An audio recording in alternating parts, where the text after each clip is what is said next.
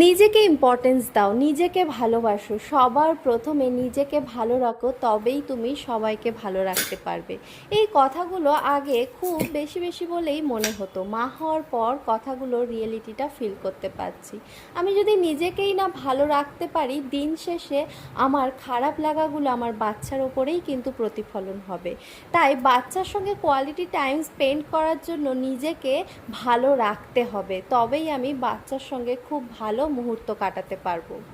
একটা বাচ্চাকে খাওয়ানো আর অগ্নি পরীক্ষা কোনোটাই কিন্তু সোজা নয়। অগ্নি পরীক্ষা তবু যদি সোজা হয়েও থাকে, বাচ্চাকে খাওয়ানোটা তার থেকেও ডিফিকাল্ট একটা কাজ।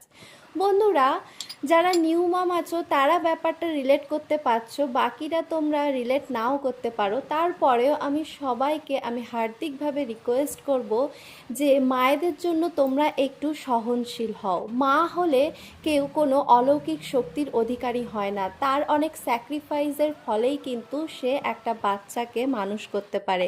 তার ঘুম, খাওয়া, নিজস্ব ভালো লাগা সব কিছু স্যাক্রিফাইস করতে হয়। তাই বন্ধুরা, আমরা যদি তাদের পাশে থাকি, তারা কিন্তু একটা ভালো সময় উপভোগ করতে পারে।